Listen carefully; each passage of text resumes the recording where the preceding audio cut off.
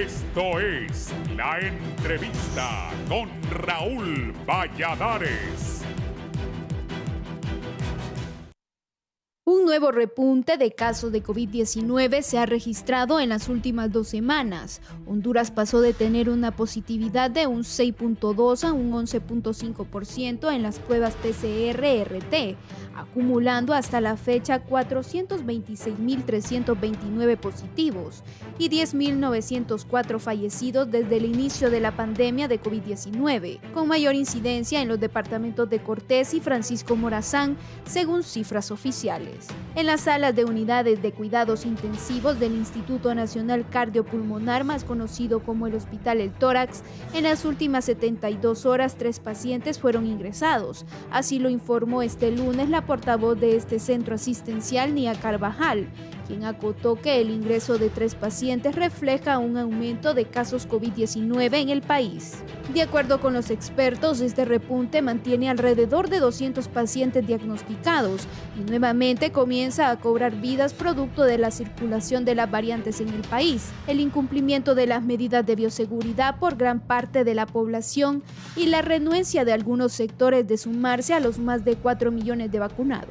El panorama epidemiológico por COVID-19 señala que en las últimas horas se han diagnosticado 216 muestras positivas por el patógeno viral, de los cuales 110 son del Distrito Central, 67 en Cortés, 11 individuos contagiados en El Paraíso, 8 diagnósticos del virus en Gracias a Dios, 7 reportes de salud del virus respiratorio en Atlántida, 5 en Olancho, 4 en Choluteca, 2 en Islas de la Bahía y 1 en los departamentos de Ocotepeque y Copán. Ante este escenario que parece agravarse, se suma la epidemia provocada por el zancudo Aedes aegypti.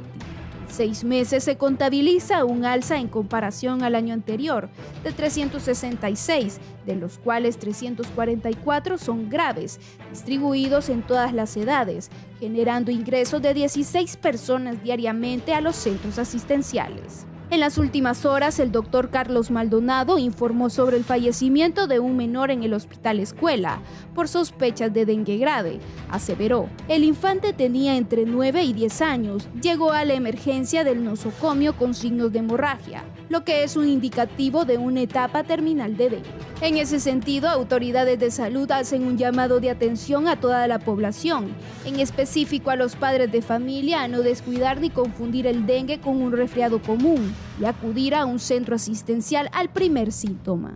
Ante esta situación, la alcaldía municipal se prepara para realizar jornadas de control en la reproducción del zancudo transmisor del dengue, realizando fumigación y aplicación del DTI, que es el reemplazo del abate. Afirman que la temporada de lluvias también provocará un brote masivo a nivel nacional, producto de las aguas estancadas. Se realizarán intervenciones inmediatas en 17 barrios y colonias en la capital por el acelerado incremento. La doctora Silvia Ayala, jefa de la Región Metropolitana de Salud, informó que las intervenciones se harán en la colonia Canaán, Reparto por Arriba, Reparto por Abajo, Nuevos Horizontes, Smith número 1 y 2, San Lorenzo, Nora de Melgar, Generación 2000, Fuerzas Unidas, Centeno 1 y Brisas del Norte, entre otros.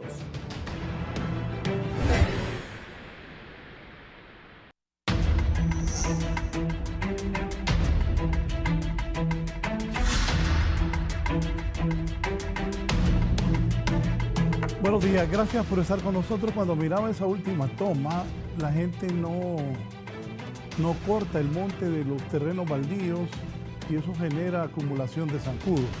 Pues vamos a hablar del dengue que mata y el COVID que está regresando. Solo aquí en el canal hay como 4 o 5 compañeros que están en sus casas debido a que están con COVID-19.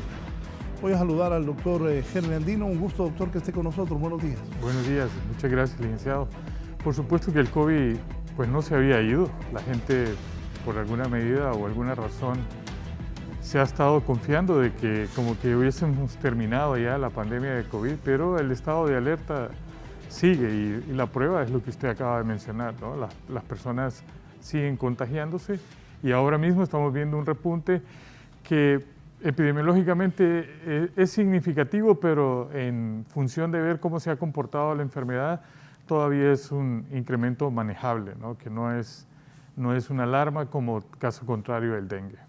Sí, ya vamos a entrar en eso. Voy a saludar al doctor Jeffrey Pineda, pediatra y vicepresidente de la Asociación de Pediatras del Valle de Sula. Doctor Pineda, buenos días. Muy buenos días, don Raúl. Muchas gracias. Un gusto tener esta oportunidad para dirigirnos a través de este potente canal, no solo en Honduras, sino que fuera de nuestras fronteras patrias. Y como ya pues, veíamos en la introducción, el COVID continúa, el COVID no se ha ido. Afortunadamente tenemos ya bastante inmunización, bastante vacunación, pero todavía hay un gran sector de la población que no se ha vacunado, que hay renuencia también, hay temor, todavía hay algunos mitos, y que siento que vienen desde las vacunaciones previas del PAI también, siempre eso lo veíamos antes. Ese comportamiento ha sido ya conocido. Y en cuanto al dengue, pues es un flagelo que igual tenemos ya un par de décadas de estarlo enfrentando. A diferencia, siento yo que en el adulto es un flagelo mucho más fuerte a nivel pediátrico y es donde más decesos han habido. Creo que ahí hay dos polos opuestos, más decesos por COVID durante la pandemia, pero antes de la pandemia, a nivel pediátrico, habían muchos decesos por dengue y es triste escuchar la noticia en Tegucigalpa, pero también aquí en San Pedro en estos días también hubo un fallecimiento por niños que ya llegan en etapas terminales, ya 2 semanas después, ya con un dengue, como decíamos antes, dengue hemorrágico, como lo conoce nuestra población. Entonces son dos enfermedades que son las más peligrosas para mí, siguen siendo muy peligrosas para toda nuestra población.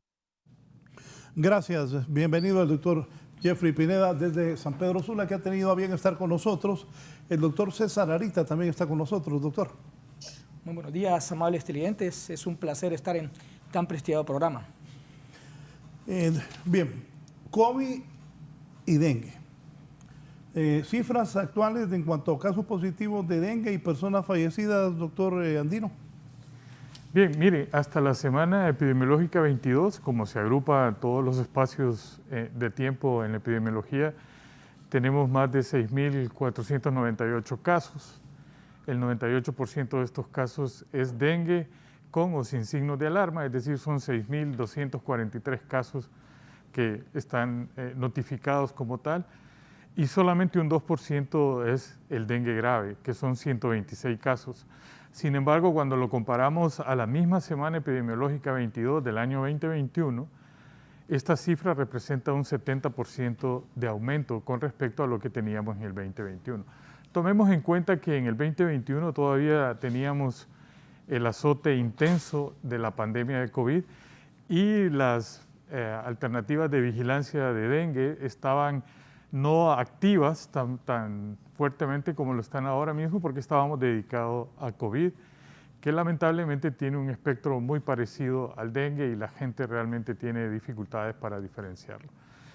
Es decir, tenemos un problema de incremento de los casos de dengue y eso es una realidad, aunque el dengue grave es una paradoja porque es una disminución de más del 40% de lo que teníamos en el año 2021.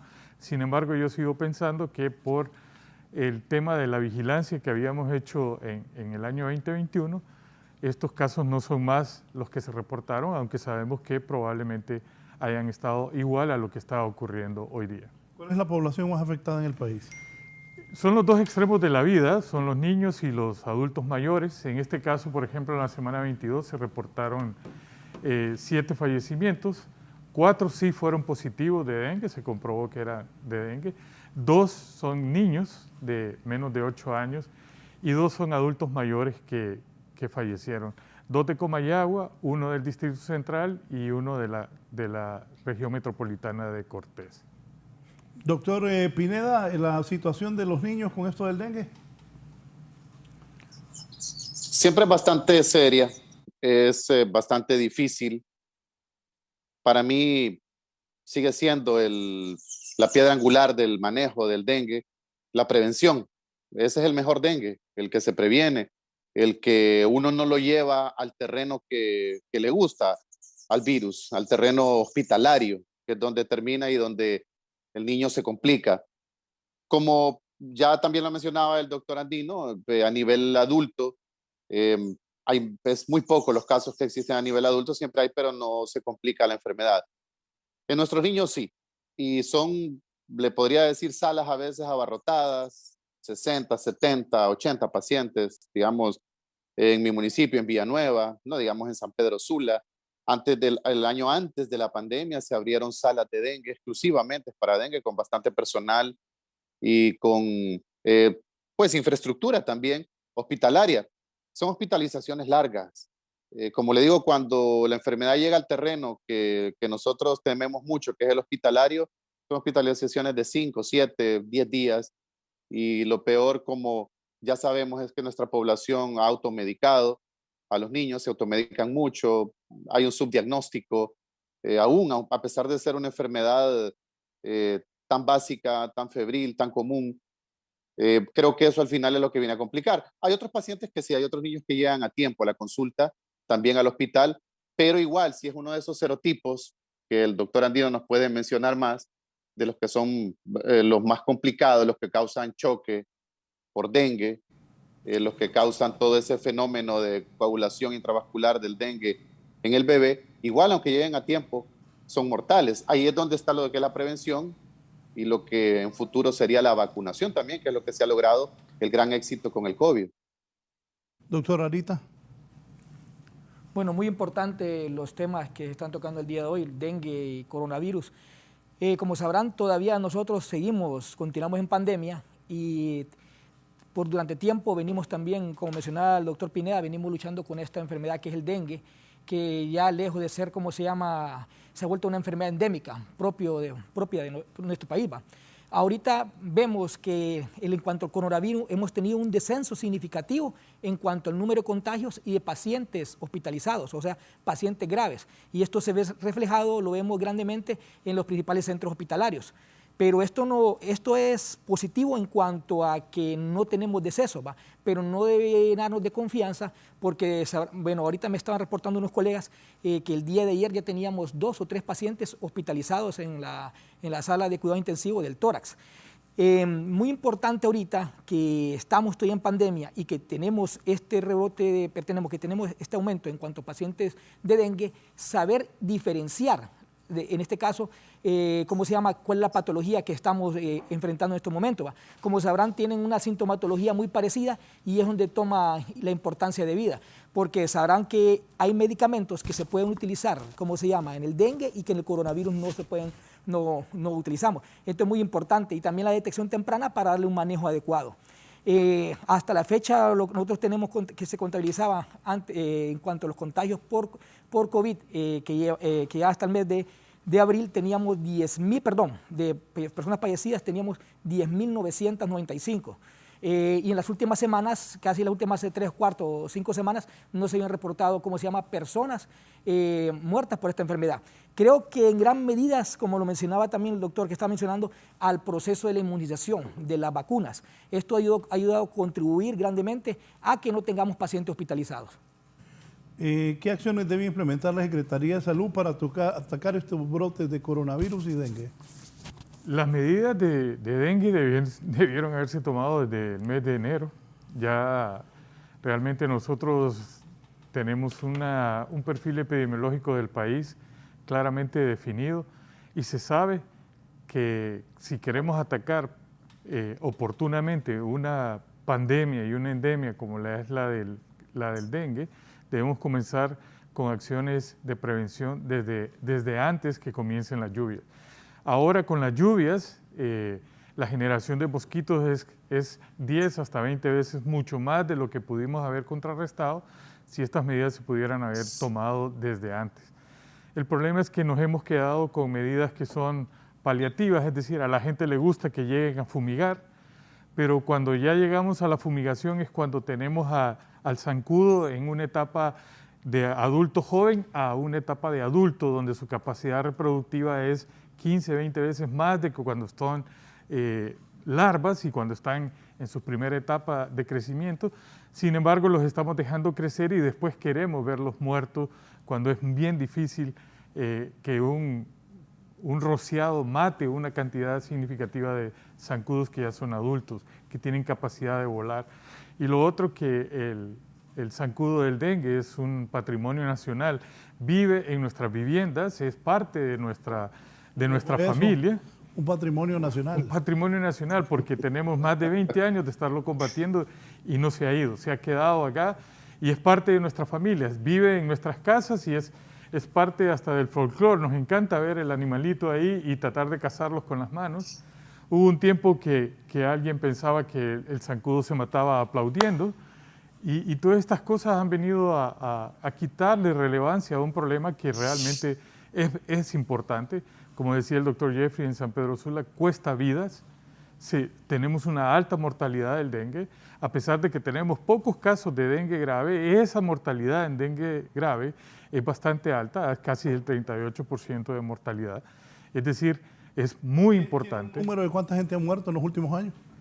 En los últimos años, en general, nosotros tuvimos una mortalidad de 36-35% el año pasado por 100.000 habitantes y es una tasa que se ha mantenido, lo que significa que el impacto que están teniendo nuestras medidas de prevención y de contención son limitadas y a veces por la escasez y por todas las circunstancias que hay alrededor de nuestro país, el mismo abatizante o el mismo insecticida que usamos para matarlo no siempre está a la mano, no siempre tenemos la oportunidad de contar con él en los momentos que lo necesitamos, pero la verdad es que mucho podemos hacer desde casa, cuando la gente realmente puede manejar los residuos de agua en sus propias casas, es decir, el manejo de una pila bien abatizada, que no esté repleta de agua como nos gusta, aunque sabemos que aquí hay una dicotomía, no tenemos agua en la ciudad y cuando viene hay que guardarla, por supuesto, ¿no?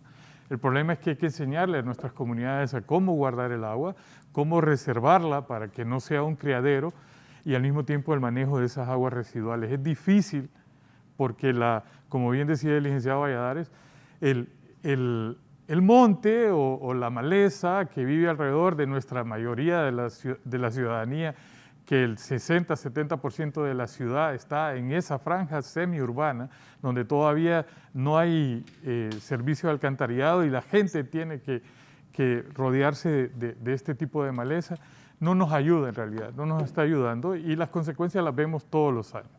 Hay buena intención de venir y tratar de capturar a tiempo el crecimiento de estos vectores, pero es difícil porque es tanto lo que hemos dejado de hacer que no lo podemos reparar en una sola iniciativa.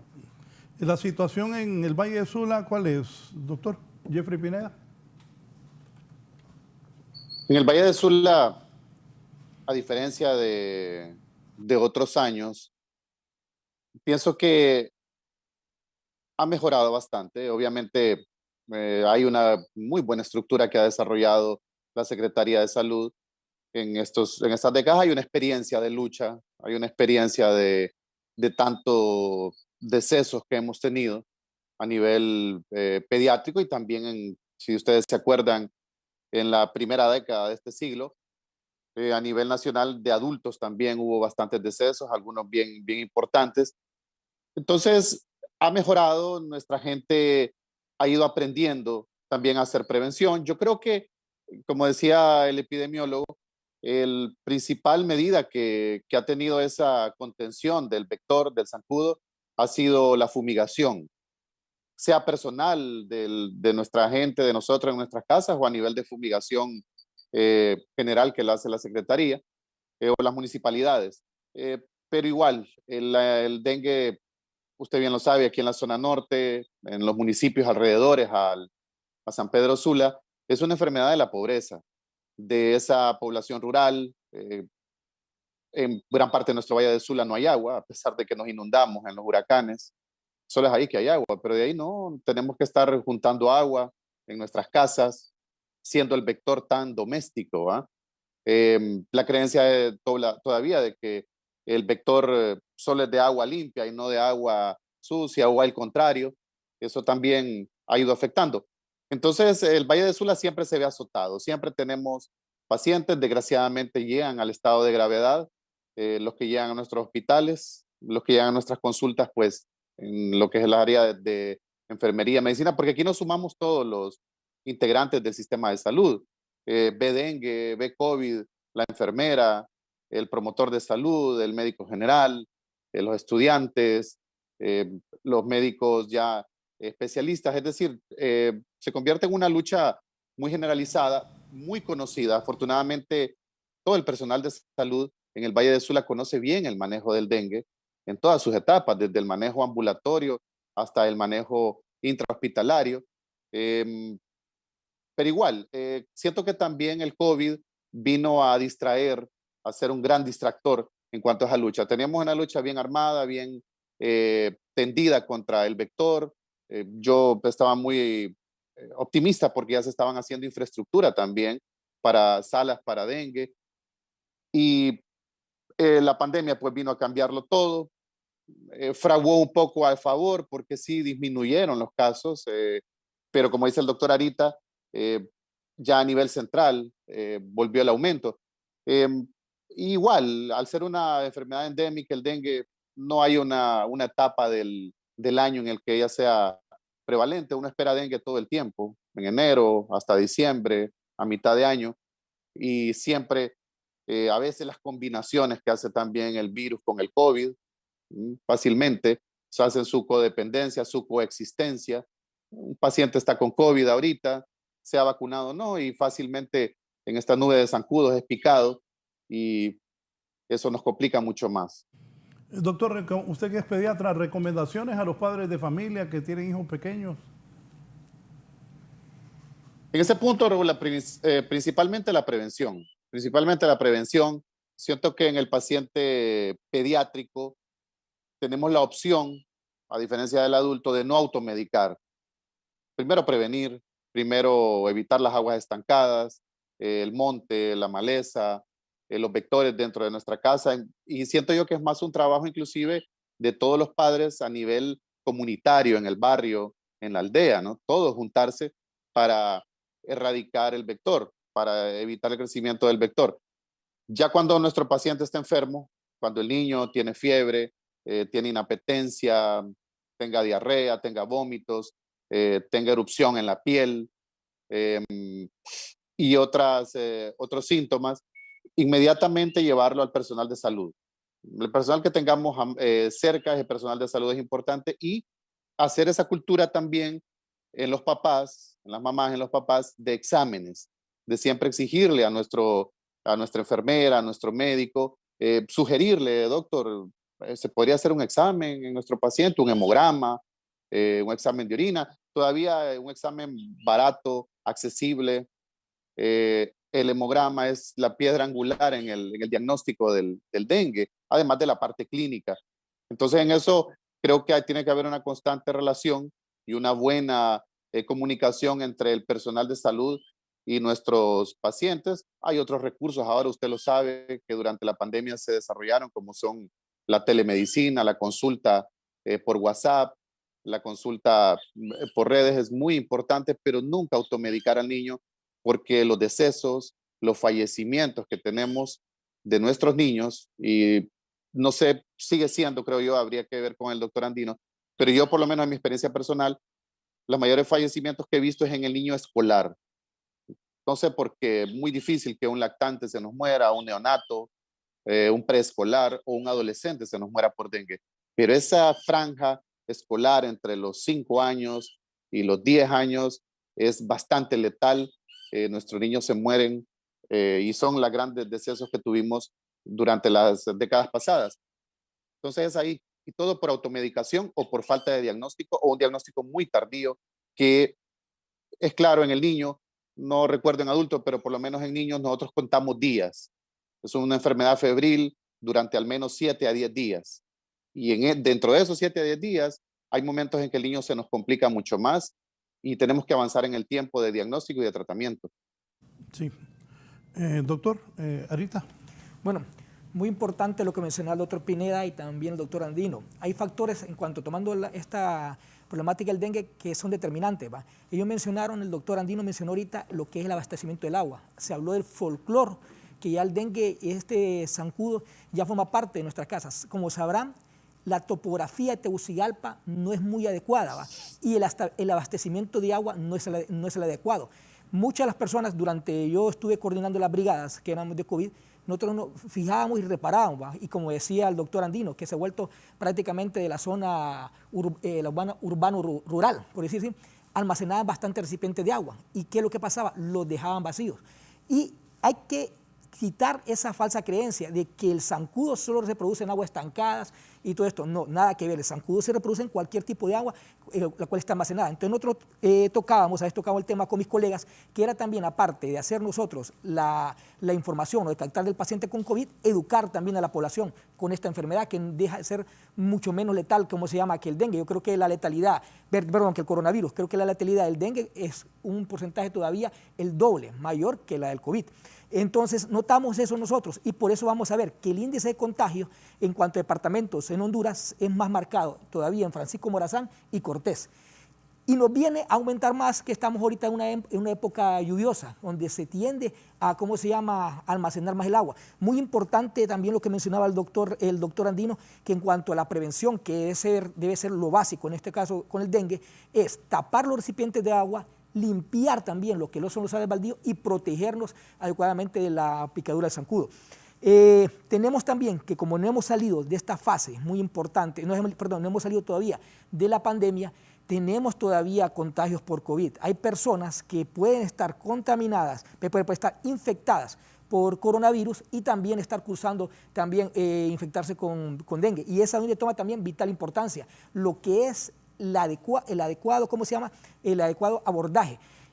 Ahorita que sabemos que se ha fortalecido un poco el sistema de salud con este montón de acuerdos que se dan a los médicos, es donde se debe aprovechar lo que es la prevención, lo que es, a través de estos centros de salud, hacer las brigadas, pero en este caso de abastecimiento, pero muy importante, aparte de la abastecimiento, es crear conciencia en la población mediante las medidas preventivas, tanto para el dengue como para el coronavirus.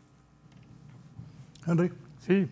Y estoy totalmente de acuerdo con el doctor Arita. Creo que la población en general necesita todavía mayor impacto en su educación, la forma en cómo debemos de tratar con nuestras aguas residuales. Bien lo decía el doctor Arita, no necesitamos ni una gran cantidad de agua, ni necesitamos que el agua esté estancada. En cualquier recipiente que contenga agua, el zancudo es capaz de poder poner sus huevecillos ahí y tener una crianza de más de 200 zancudos. Y eso es una realidad que no podemos esconder, necesitamos hacerlo. Sabemos que el tema, como lo ha respondido la Secretaría de Salud, en el tema de la brigada desde el 2020 se incluyó el manejo del perfil de COVID, pero no se olvidó el dengue. Inclusive habían muchos triajes que tenían pruebas rápidas de COVID, tenían pruebas rápidas de dengue. Aunque la confiabilidad de algunas de estas pruebas no necesariamente son muy altas, pero sí eran indicativos de poder diferenciar o discernir en qué estamos viendo el caso, si es un COVID o es un paciente con dengue. Y en la actualidad, pues no sé si se mantiene pero el detalle del protocolo de atención lo guardó y se estipuló claramente de que esa debería ser la conducta una vez puesto el paciente frente al personal de salud para poder tener un diagnóstico oportuno. El diagnóstico de dengue, eminentemente clínico, igual que el diagnóstico de COVID, que se refuerza con la confirmación de laboratorio, pero para dar una respuesta rápida debe ser eminentemente clínico, y dar una respuesta significa cómo podemos librar a un paciente que ya tiene un contagio de poder fallecer. La mortalidad de dengue es alta, es alta. Sin embargo, y es alta en proporción de que el número de casos no es tan alto, pero la mortalidad sí es alto. La gente ve eso de las llantas y el monte. Así es. Y si Poneme las tomas, por favor, si sos tan amable. No hacemos caso y hay mucha gente que tiene terrenos y no los manda a limpiar. Desde las colonias más humildes en Tegucigalpa y Comayagüela hasta las demás de gente más pudiente, la gente no hace eso de mandar a limpiar sus terrenos, y ahí miren, lugares así, ¿no? El zancudo, ¿cómo hay? Así es, y el zancudo no necesita condiciones extremas. Con una condición particular que tenga alta humedad y que pueda tener una cantidad de agua en un momento es suficiente para que el ciclo de reproducción del vector se inicia y concluye con una cantidad importante de zancudos habitando por todo la comunidad. Este zancudo es hogareño, este zancudo no lo vamos a encontrar fuera de los alrededores de nuestras casas y es ahí donde debemos de combatirlo. Difícil es si solo pensamos que la fumigación nos va a resolver este asunto. Recuerden, es poca la cantidad que vamos a matar, pero recuerden que el ciclo de reproducción es que detrás de un adulto hay unos huevos, es decir, yo voy a matar al adulto, pero los huevos van a estar ahí y se van a seguir reproduciendo. Así que tenemos que complementar estas medidas de prevención de manejo de nuestras aguas residuales, es decir, tratar de que no tengamos aguas que estén estancadas o en descanso y tratar de mantener todo alrededor de nuestros jardines limpios y acondicionados para que no pueda haber la reproducción de este vector. ¿El Salud Pública tiene el presupuesto para esto? Hay un presupuesto importante y además hay una ayuda de los cooperantes internacionales para poder enfrentar esto. Sin embargo, los recursos nunca son suficientes y eso hay que entenderlo. Y una buena gestión de los recursos que logran llegar a través de oportunas medidas rápidas en los lugares que tenemos. El dengue está situado en la capital, en más del 60% de los casos, luego está en Lloro, luego está en El Paraíso y por último está en Cortés, como bien decía el doctor Jeffrey, donde han hecho una gran labor, donde realmente todo el país se ha esforzado para dar una respuesta a esto. Desde el 2001 estamos aprendiendo a manejar el dengue con más velocidad, sin embargo cada año encontramos desafíos, ¿no? Y el desafío de este año es esa competencia que tenemos con COVID y que tenemos con dengue. Doctor. Sí, muy importante lo que recalca el doctor Andino ahorita. Se hacen esfuerzos por parte de la Secretaría de Salud, por parte de todos los profesionales que elaboran, pero creo que es importante también lo que aporte la población, porque pues, es muy independiente. Todo el esfuerzo que haga, como dice el doctor Andino, en que nosotros, abaticemos, fumiguemos y que captemos a una etapa temprana el paciente que está con esta sintomatología, si la población no toma conciencia y se hacen responsables de su salud, porque así empezamos con el COVID, así se empezó, porque tuvimos, y felicito a los medios de comunicación y ahorita el licenciado también Raúl Valladares, que hace hincapié, porque yo con mis colegas lo mencionábamos, estábamos con COVID y el dengue ya era como se llama una amenaza latente, que sabíamos que al tener esta baja iba a repuntar. Y es que el dengue es todos los años. Todos los años. Lo que pasa, como menciona el doctor Andino, se enmascaró con el COVID, porque claro, todos nuestros esfuerzos estaban girados en torno a esta enfermedad que era nueva y que nos estaba, en este caso, avasallando en cuanto a los contagios de los pacientes por muerte. Entonces, va a ser muy importante que la población entienda y que a través de los medios de comunicación, todos los problemas de la salud, también informemos.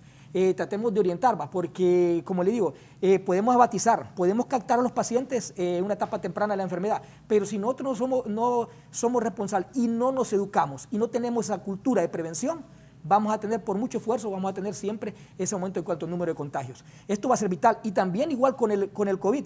Todo el mundo cree que ahorita porque tenemos una disminución significativa, porque no tenemos pacientes casi en los hospitales, no hay pacientes hospitalizados, hasta, como les recuerdo ahorita, que les mencioné los 2 que tenemos en el tórax, este último caso pensamos que ya estamos en la pandemia.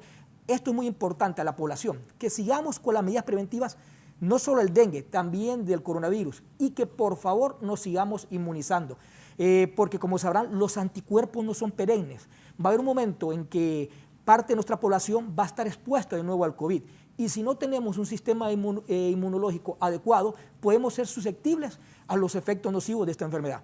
Entonces va a ser muy importante, y yo creo que esto radica en lo que es la esencia de la medicina, que es prevenir, y de lado lo que es la parte de la conciencia que tengamos y la información que podamos transmitir a la población en general.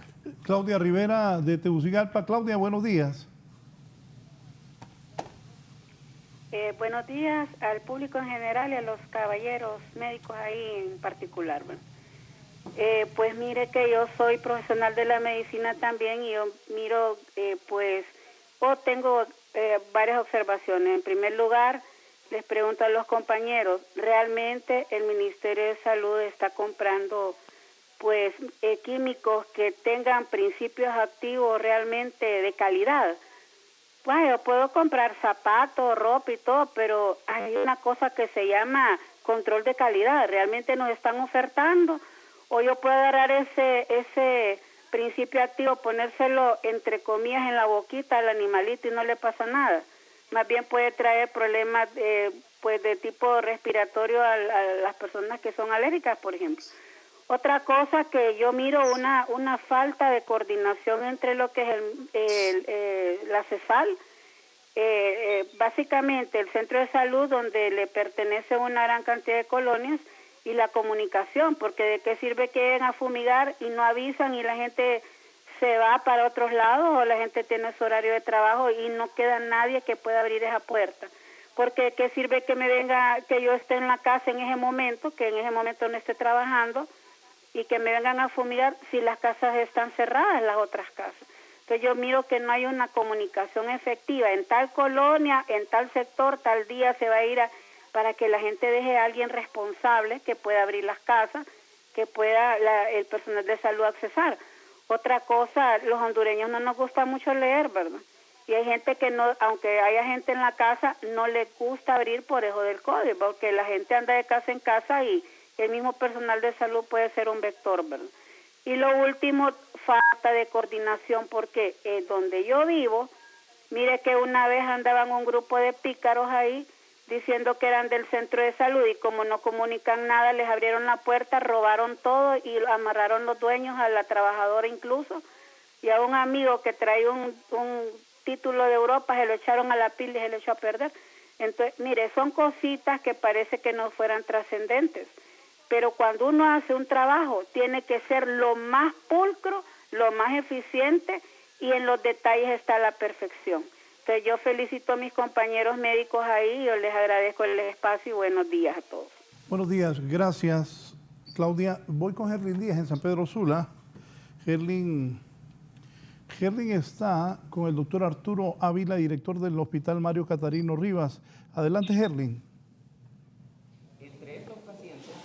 Buenos días, licenciado Raúl. Muchas gracias. Efectivamente, a esta hora de la mañana estamos ubicados aquí en el Hospital Mario Catarino Rivas, donde el panorama médico en cuanto a pacientes con dengue y COVID-19 pues es crítico, porque hay pacientes hospitalizados en el hospital móvil, específicamente de pacientes infectados por coronavirus. ¿Cómo está esta situación, doctor? Si nos explica, por favor. Buenos días. Sí, excelente. Durante todo este tiempo que llevamos de este año del hospital, hemos tenido prácticamente durante 5 meses 0 pacientes o 2 pacientes, un paciente en toda el área de COVID.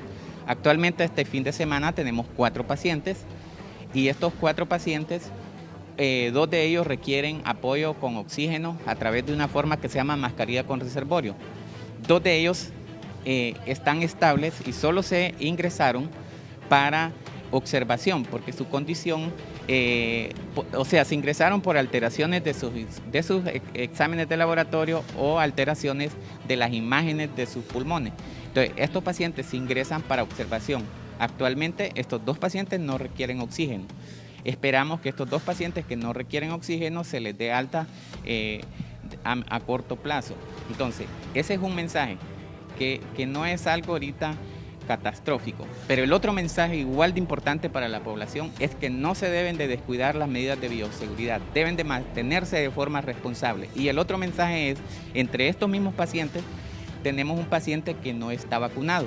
Entonces, siempre este comportamiento lo estamos viendo, que de los pacientes que ingresan, muchos de ellos, un porcentaje importante, son de los que no se han vacunado. Los que más se complican y que llegan a tener desenlaces fatales o que los han tenido son pacientes que no han sido vacunados. En cuanto al dengue, doctor. El dengue tiene un comportamiento gestacional y es una enfermedad endémica en nuestro medio. Con los cambios estos hay alzas, pero pacientes así complicados que tengamos, por eso ahorita hospitalizados, no. En cuanto a los 2 pacientes que tienen mascarilla con reservorio, ¿estado crítico ya esta situación?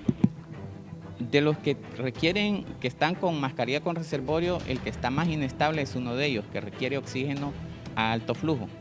Pero por el momento está con mascarilla con reservorio. Esa es la modalidad de ventilación que se nos reportó por todo el equipo del personal de salud, de nuestros médicos que están en el área de COVID. Muchas gracias al doctor Arturo Ávila, pues hablándonos en relación a esta crítica situación que ya se empieza a vivir en el hospital móvil aquí, justo a un costado del hospital Mario Catarino Rivas, donde ya hay 4 pacientes hospitalizados después de 5 meses que se estaban reportando 0 ingresos. Con esto vamos a ir a una pausa comercial. Ya volvemos con más de la entrevista con Raúl Valladares. Continuamos con más de la entrevista con Raúl Valladares. El oficialismo en México ya dio el banderazo de salida de la carrera presidencial de 2024 con el canciller Marcelo Ebrard, quien anunció el arranque de su campaña para ganar la encuesta que realizará el próximo año el Movimiento de Regeneración Nacional Morena para elegir candidato. A mí el presidente ya me destapó 5 veces en las mañaneras, entonces ya me pueden ustedes considerar que estoy destapado. Entonces ya somos una corcholata reconocida, afirmó Ebrard al anunciar durante un evento de Morena en la ciudad noroccidental de Guadalajara que comenzará a hacer recorridos por el país y conformará un equipo de campaña para ganar la encuesta interna.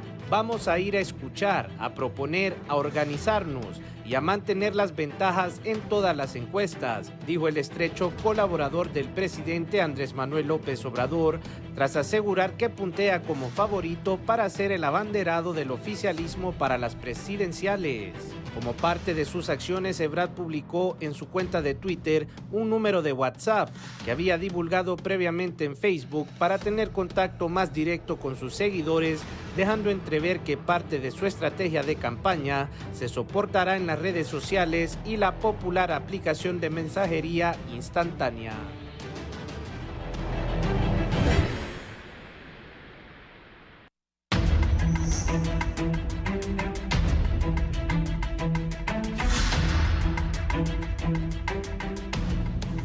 ¿Se han identificado dónde es más propenso se desarrolle el dengue y el COVID-19? ¿Qué recomendaciones le da a la gente?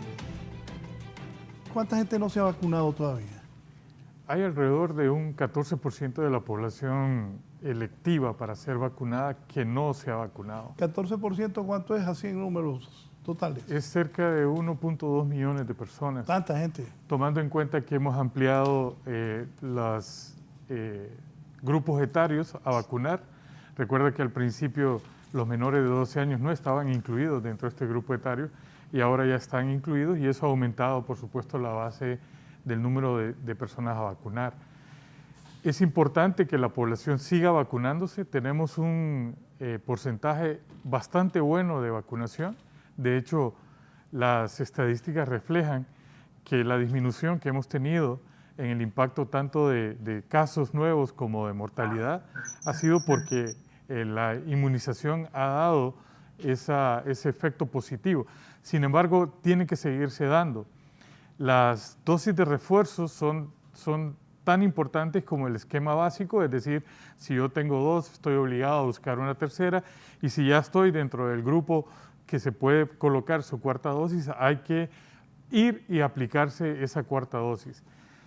Nunca antes habíamos tenido tanta facilidad de obtener vacunas y sobre todo estas vacunas de COVID y que se esté vacunando con una de las vacunas que tiene mayor efectividad como la vacuna de Pfizer y es una oportunidad para que la población se acerque y se vacune. Las vacunas son extremadamente seguras y proporcionan una cobertura de más del 90% para enfermedad grave y muerte, es decir, esa secuencia de protección nos asegura tener esa oportunidad de poder enfermar y no fallecer, algo que no teníamos al principio de esta pandemia. Nosotros que estamos desde el 2020 al frente de ver todos estos casos y números de personas fallecer, nos alegra que hemos llegado a un punto y que la vacunación sea una de las herramientas que nos ha ayudado a dar una respuesta positiva a esta enfermedad.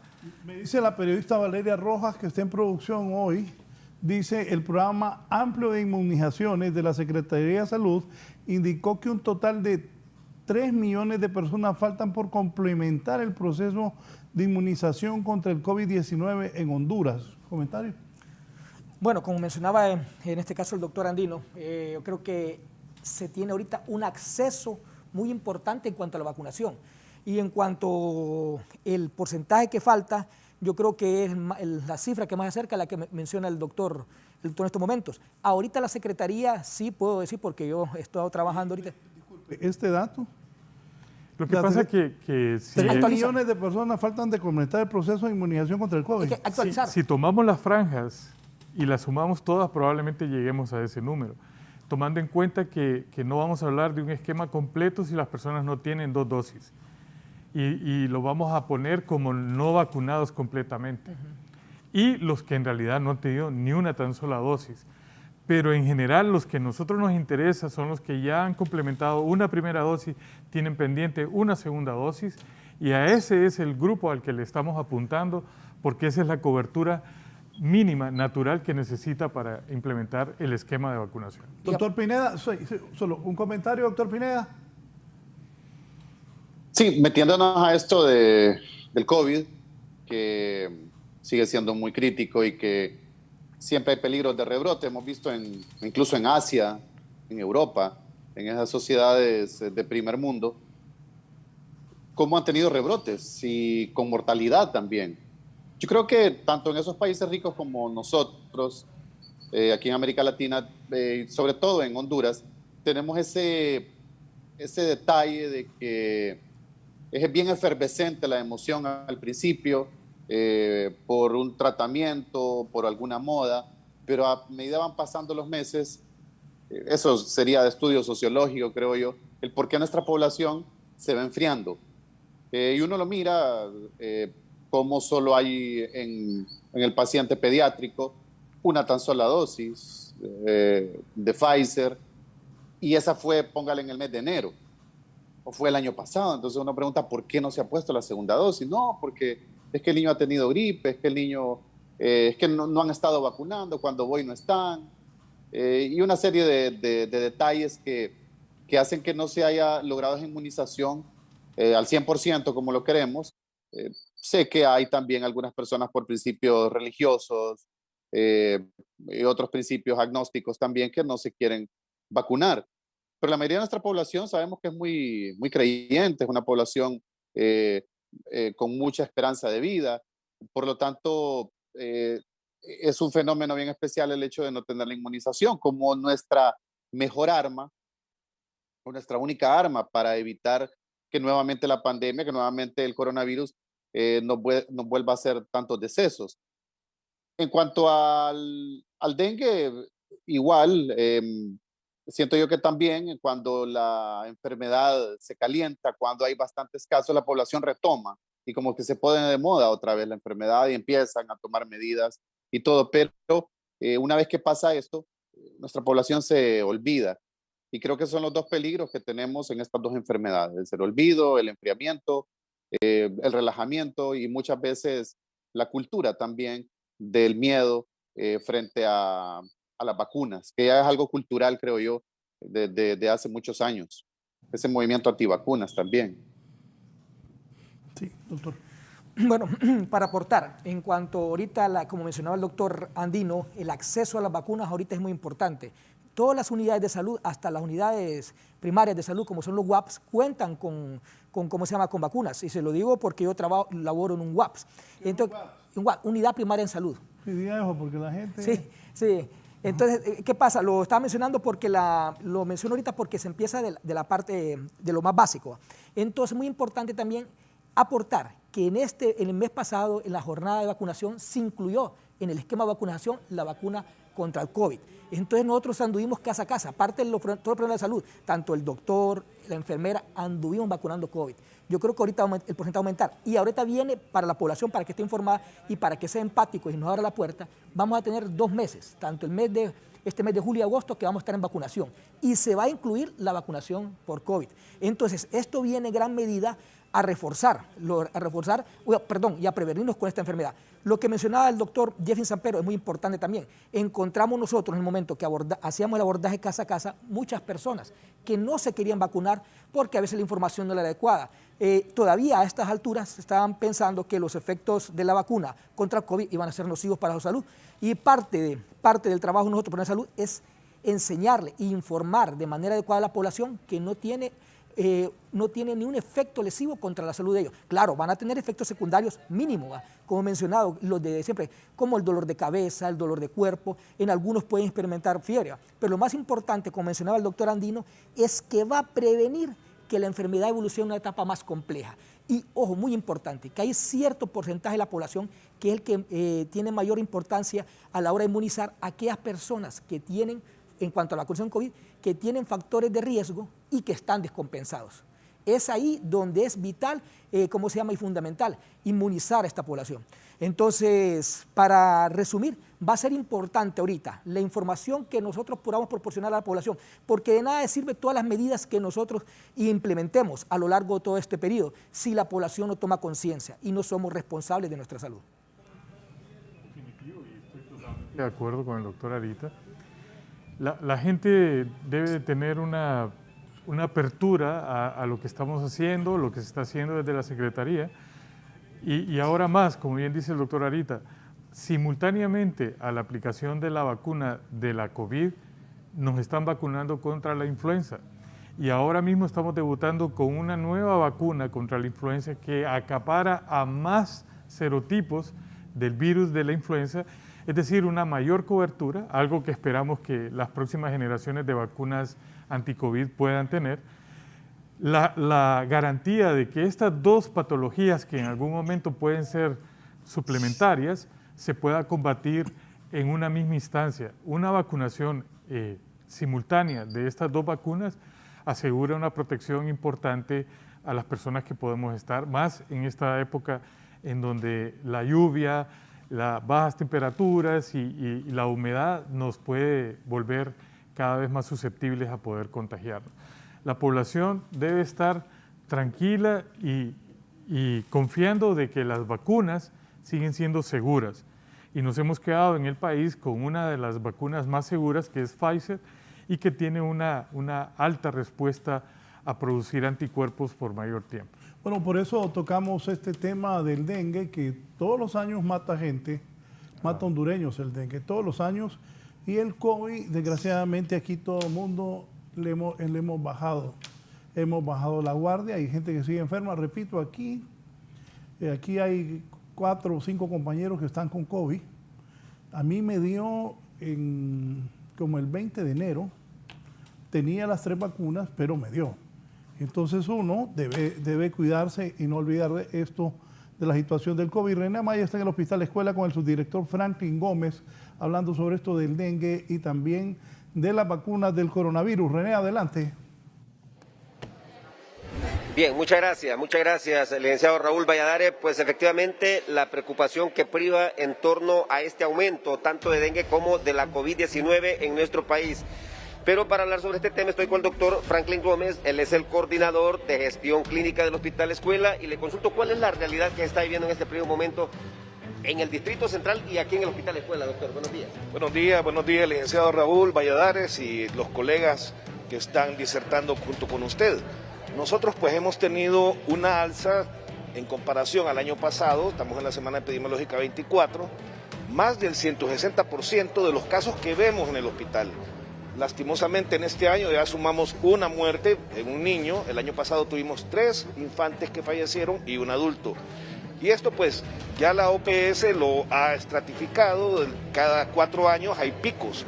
El último fue 2019, o sea que estamos esperando al 2023, pero ya no hemos terminado el 2022 y ya tenemos un alza de casos, así que lo importante en esto es que no solo la Secretaría de Salud, sino que las mismas comunidades, hay más colonias y las alcaldías deberían de emitir ordenanza municipal y aquel ciudadano que no cumpla con limpiar los solares, porque esto es prevención, pues tiene que llamársele la atención y multarlo, porque es la única manera que vamos a detener o evitar estar teniendo fallecimientos por dengue. Y es que hay pobladores que quieren que le vayan hasta limpiar su casa, doctor, y esto es lo que está generando esta gran cantidad de zancudos.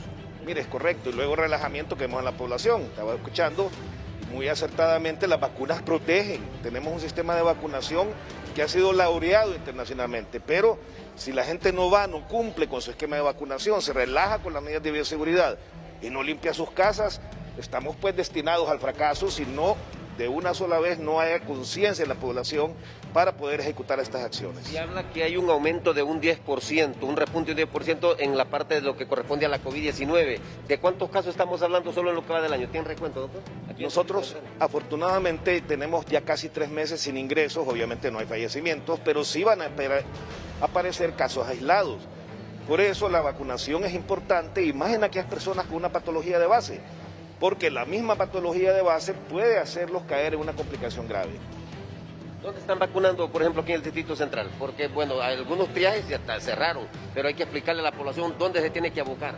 Bueno, los centros de salud, tenemos el Centro de Salud Alonso Suazo aquí por el estadio, en el mismo Hospital Escuela tenemos acceso aquí en el lobby, un mesón para todos los visitantes que vienen, ya sea pacientes de consulta externa o los familiares, o todas las visitas que vienen al hospital, puedan tener el acceso a la vacuna. O sea que el acceso a la vacuna es universal, por lo tanto la población debe cumplir con esa acción. Se habla que son más de 3.000 casos los que se registran en enfermos por lo que tiene que ver el dengue. Sí, solo en el Hospital Escuela llevamos más de 300 atenciones en este año. Y hay que sumar pues, sí, todo lo que es la región metropolitana y todas las regiones del país. ¿Fallecidos, no? Fallecidos 1 en nuestra instalación, hace un par de semanas un niño. ¿Por dengue?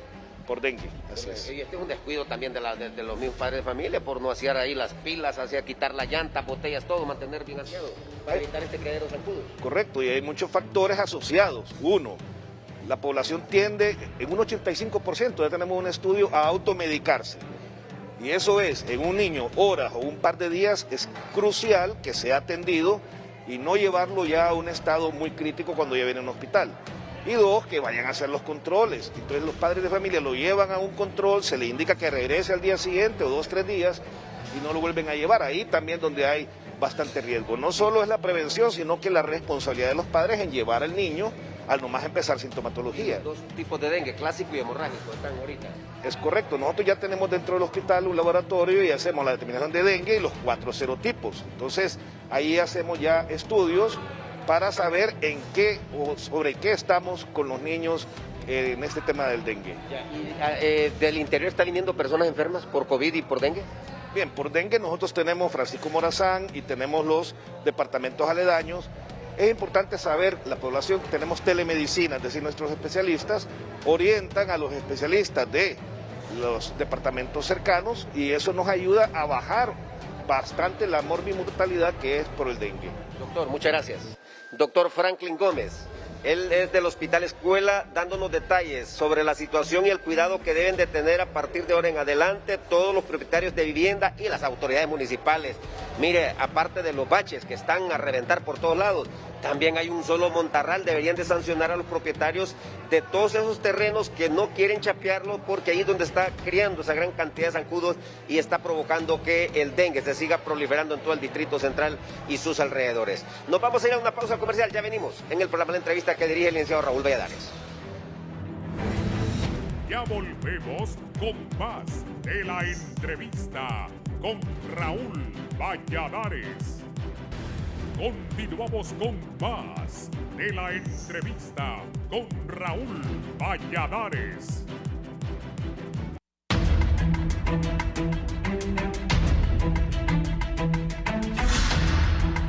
Continúo con mis invitados, el doctor Henry Andino, el doctor César Erita y el doctor Jeffrey Pineda. ¿Cuántos muertos se contabilizan por COVID-19 en Honduras? Bueno, actualmente, como mencionábamos, se contabilizan 10.904 o 10 muertos hasta la fecha. Es importante recalcar que esta cifra se ha mantenido en los últimos 6 meses, o sea, no hemos tenido decesos. Es más, estuvimos bien contentos y alegres porque hace 4 semanas no reportaban ni una tan sola persona que haya fallecido por COVID. Ahorita, como le mencioné, tenemos ya 2 2 pacientes que están hospitalizados en la unidad de cuidados intensivos en el tórax. ¿Esto qué quiere decir? Que si bien es cierto, hemos tenido un efecto positivo por la inmunización a nivel nacional, no es el momento de relajarnos y descuidarnos en cuanto a las medidas preventivas. Como sabrán, hay personas que van a ser más susceptibles a esta enfermedad. Todas aquellas personas que tienen comorbilidades, independientemente de la edad. Aquella persona que tenga una comorbilidad que esté descompensada va a ser más susceptible. Y más aún, como lo mencionaron el doctor Ávila en San Pedro Sula, todas aquellas personas que no han sido inmunizadas. Entonces, va a ser muy importante durante todo este periodo que estemos también con esta enfermedad, que el dengue, que es endémica, y que yo creo que también el coronavirus va a formar parte, como lo mencionó el doctor Andino, de nuestro folclore nacional. Entonces va a ser vital lo que va a hacer que redoblemos las medidas de bioseguridad y también la prevención. Van a ser básicos y aunque suene trillado durante todo este tiempo, como lo hicimos con el COVID y con el dengue, esto va a ser básico en todo este proceso que tenemos ahorita de dengue y coronavirus. Y lo que decía la gente, dueños de funerarias, que era el doble de los muertos. Lo que pasa es que en la mayoría de los casos la gente siempre se ha quejado de un subregistro. En el caso de COVID nosotros no nos quejamos de subregistro, nos quejamos del mal registro, que en realidad muchas muertes fueron adjudicadas a COVID, olvidando el factor epidemiológico importante, porque hay que diferenciar las muertes con COVID y las muertes por COVID. En casi un ejercicio que hicimos en San Pedro Sula, de 1000 casos que estaban reportados de muerte por COVID, más de 400 casos los desechamos porque eran muertes con COVID, no eran responsabilidad directa de la COVID, sino que eran pacientes que fallecían por otras causas que tenían un diagnóstico de COVID positivo. Pero en este caso la diferencia entre lo que las funerarias puedan tener y lo que se ha reportado por medio de la Secretaría, en general las funerarias tienen razón, ellos reciben un reporte de defunción donde se da el diagnóstico y ellos reportan al paciente como fallecido por COVID. En el caso de nosotros necesitamos hacer una revisión y se ha estado haciendo una revisión de los casos de mortalidad. Los hospitales han formado los famosos comités de mortalidad porque en realidad los efectos de la pandemia se miden en función de este indicador que es mortalidad y hay que definirlo bien para tener claro los efectos que esta pandemia está produciendo y que ha estado produciendo. Es asombroso realmente cómo no hemos tenido más mortalidad gracias a la vacunación y a los esfuerzos que la Secretaría ha estado haciendo, porque la población desde ya casi 9 meses se ha relajado por completo. El uso de la mascarilla ahora es mucho más escaso, la gente realmente ha abandonado la mascarilla. Nosotros vamos a cualquier lugar público y la mitad de las personas tiene mascarilla, la otra mitad no tiene mascarilla.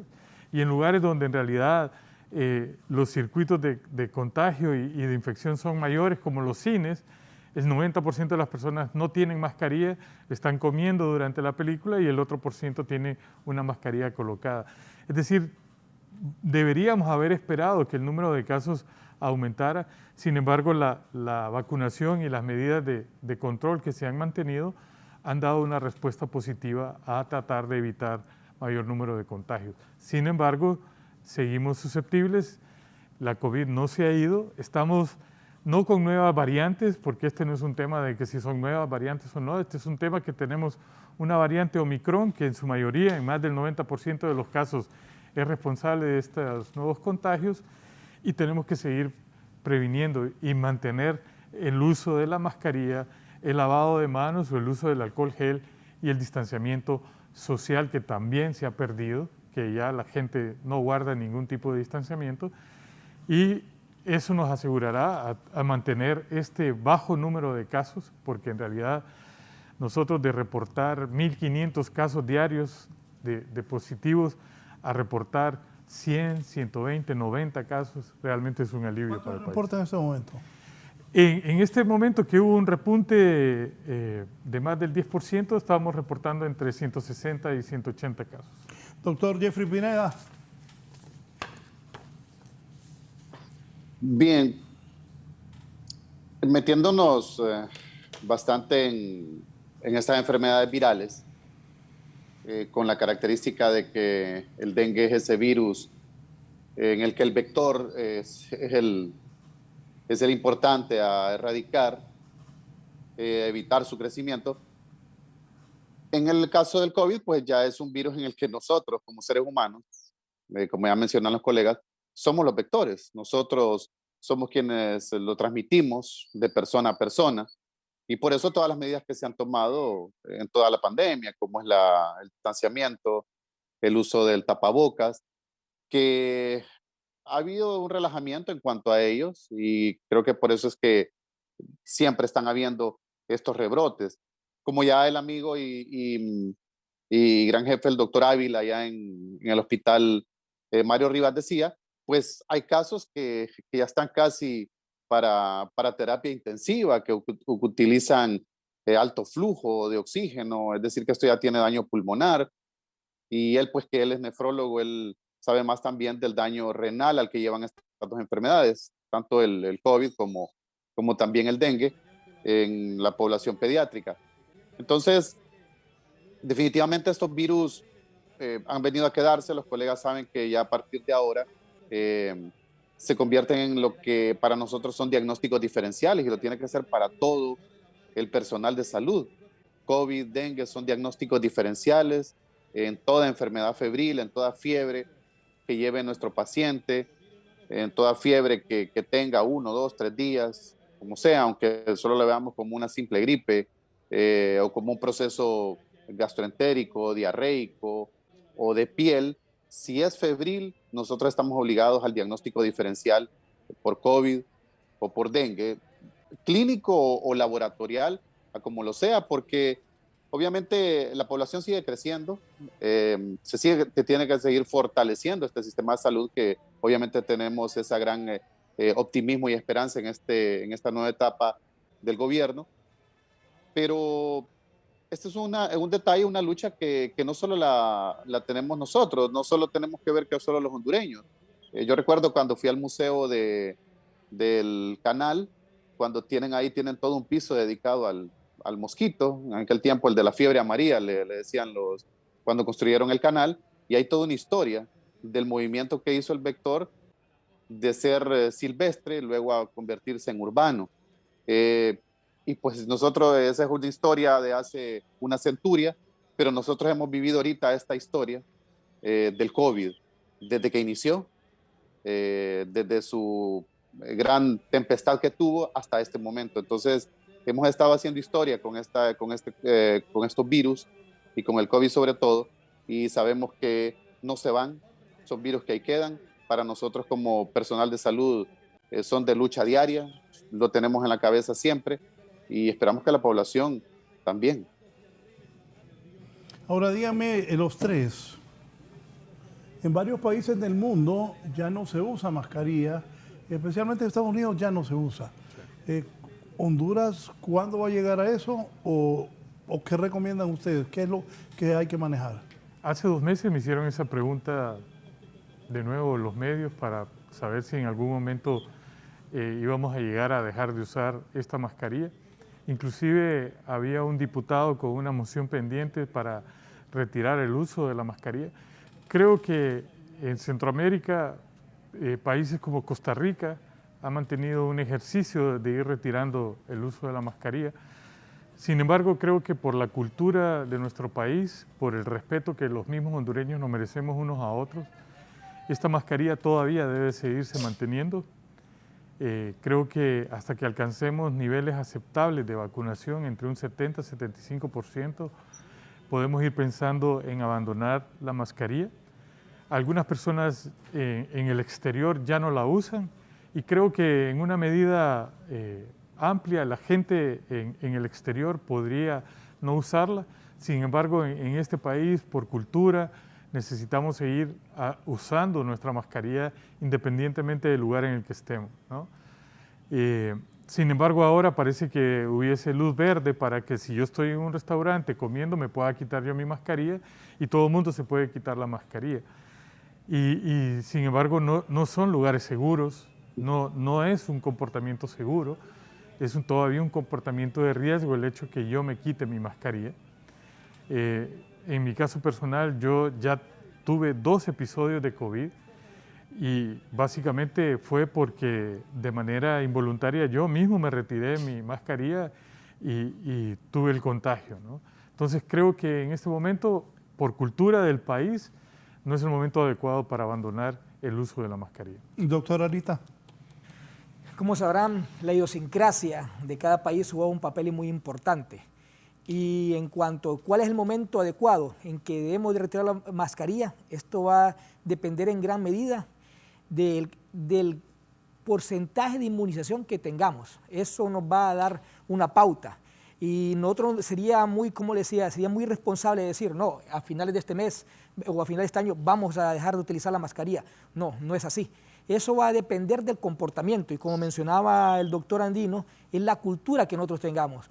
Ahorita se vio el efecto positivo de la inmunización, pero es importante recalcar que miramos en la población en general, en las afueras y no solo en los cines, en los restaurantes comiendo sin mascarilla. Tenemos hasta colegas, usted va a ir a la Facultad de Medicina, tenemos hasta colegas que andan o estudiantes que andan sin mascarilla.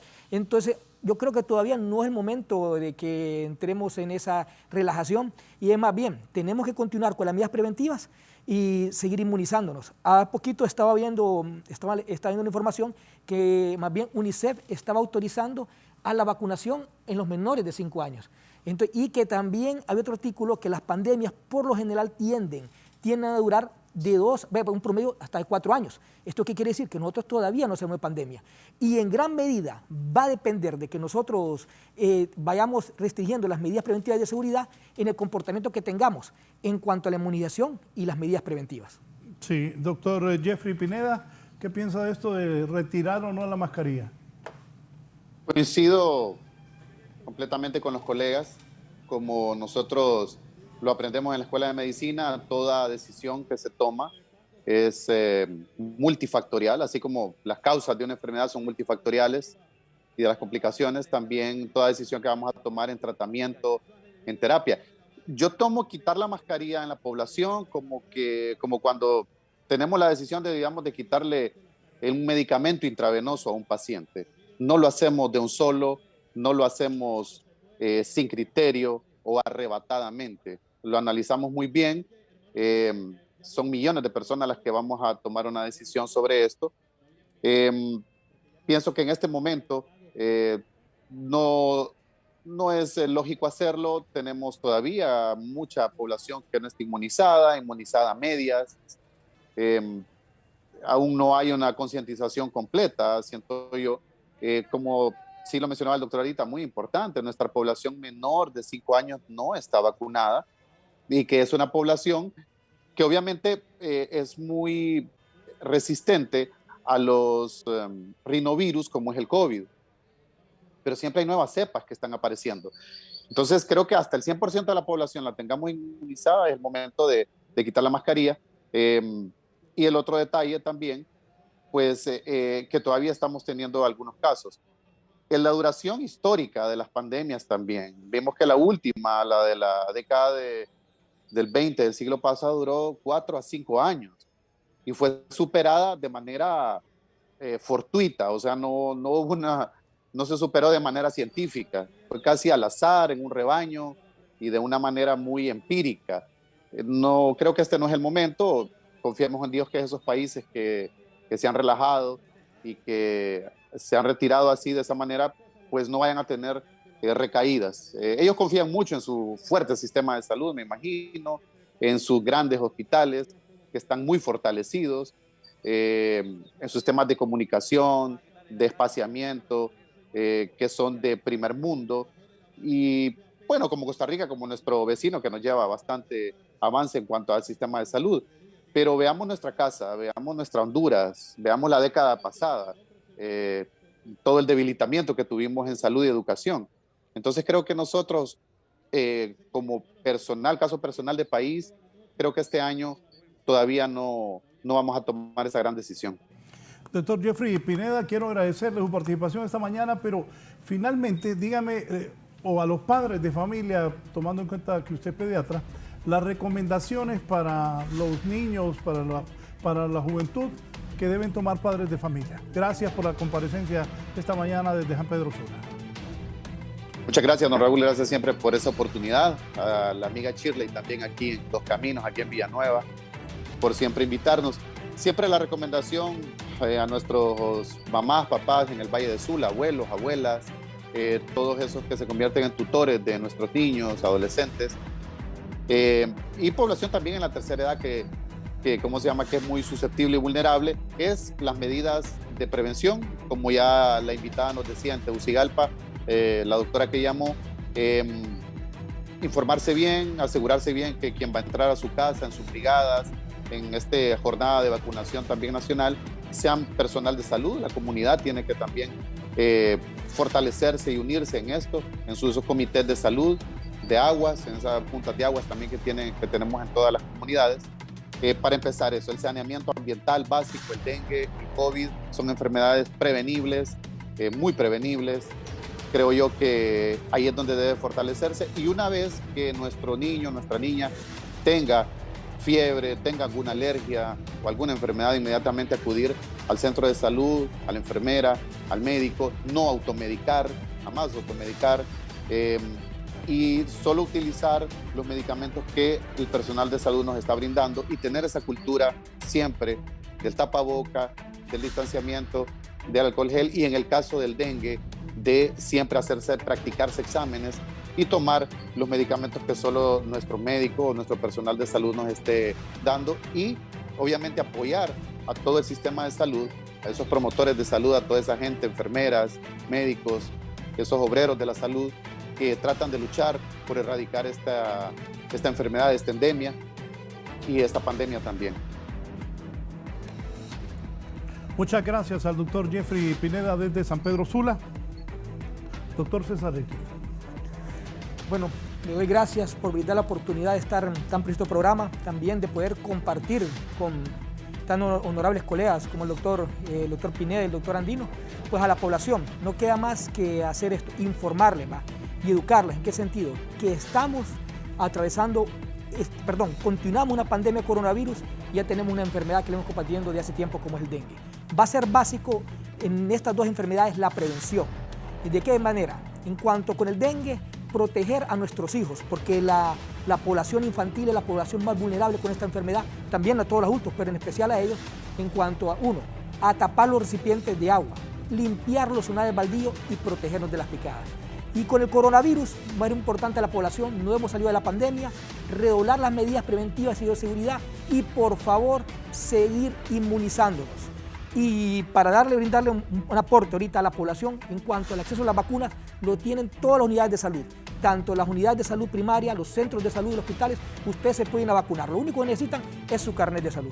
Va a ser muy importante, entonces, y también que al presentar el mínimo de los síntomas, ya que son enfermedades virales las dos, con una sintomatología muy parecida, acudir al profesional de salud para que dé un diagnóstico certero, y esto va a ser fundamental en el abordaje de estas dos enfermedades. No queda más que retirarme y dar las gracias por estar en este primer programa.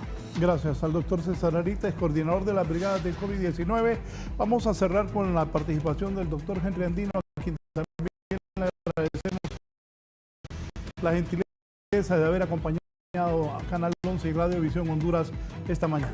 Henry. Muchas gracias, Valladares, por la invitación. Siempre venir y tratar de informar con la verdad a este teleauditorio que tienen su programa. Es importante lo que nuestros colegas han dicho. Yo quiero reforzar el mensaje. El COVID no ha terminado, se está combatiendo de manera adecuada, se siguen haciendo esfuerzos para mantener una contención en niveles de los que estamos viviendo hoy día, pero no se ha ido, es decir, no nos hemos librado de este virus. Y es acompañado por otro virus que tienen y comparten la misma sintomatología, por lo cual las personas y las familias deben de permanecer en alerta, que a cualquier menor síntoma acudan a las unidades de salud, busquen una respuesta médica y asegúrese de que su familiar pueda recibir la atención que merece para la patología que necesita ser atendida. Mantengamos la conciencia de vacunarnos completamente. Necesitamos que las personas lleguen y se vacunen hasta tener su refuerzo contra la COVID. Aproveche a vacunarse contra la influenza y mantenga sus vacunas a tiempo, tanto a sus niños como a todo el resto de las personas en sus casas. Sigamos usando la mascarilla, mantengamos el distanciamiento social y por favor mantenga sus manos limpias y use alcohol gel. Vacúnese, que es importante. Muchas gracias al doctor Henry Andino, al doctor César Arita, al doctor Jeffrey Pineda, y recordemos que el dengue mata y que el COVID también mata y que no se han ido, que vinieron para quedarse, ¿no? Así es. Es la realidad. Vamos a convivir con ellos. Bueno, yo escuché al doctor del hospital de escuela decir que había muerto un niño, o sea, un niño. Yo lo pensé, como no es familiar de uno no lo siente, pero yo pensé, ¿y los familiares de ese niño cómo estarán? Así es. Por eso hay que tener cuidado y tomar las recomendaciones que los tres distinguidos médicos nos han brindado esta mañana aquí en la entrevista. Estén bien, sigan con nosotros aquí en Canal 12.